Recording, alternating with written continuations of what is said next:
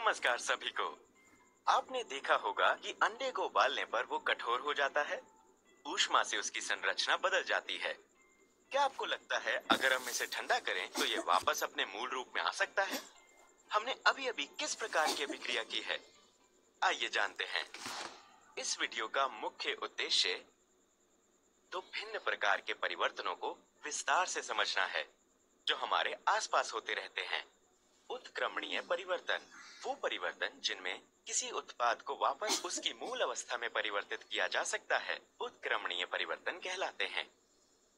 उदाहरण के लिए, ठोस बर्फ के टुकड़े को गर्म करने पर वो जल में पिघल जाता है और इस द्रव जल को ठंडा करने पर यह अपना मूल रूप प्राप्त कर लेता है, अर्थात बर्फ।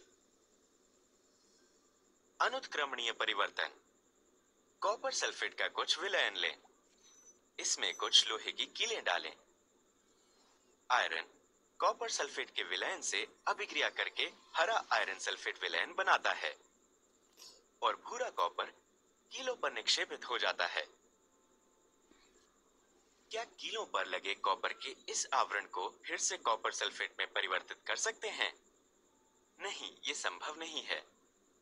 ऐसे परिवर्तन जिनमें किसी उत्पाद को उसके मूल रूप से वापस नहीं लाया जा सकता है, अनुत्क्रमणीय परिवर्तन कहलाते हैं। ऊष्माशोषी और ऊष्माक्षेपी परिवर्तन, एक बीकर में थोड़ा जल लें और उसमें थोड़ी मात्रा में अमोनियम क्लोराइड मिलाएं। अमोनियम क्लोराइड जल में घुल जाता है।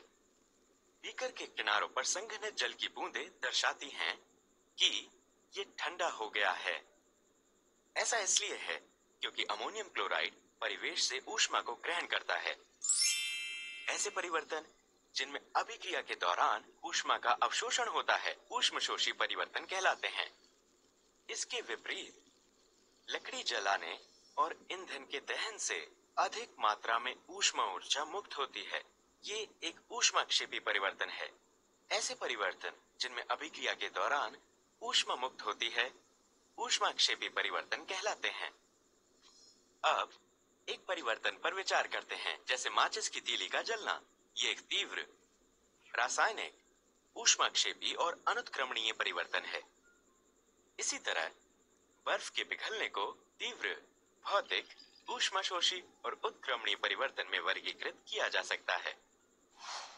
सारांश में हमने अध्ययन किया है वो परिवर्तन जिनमें किसी उत्पाद को वापस उसकी मूल अवस्था में परिवर्तित किया जा सकता है, उत्क्रमणीय परिवर्तन कहलाते हैं।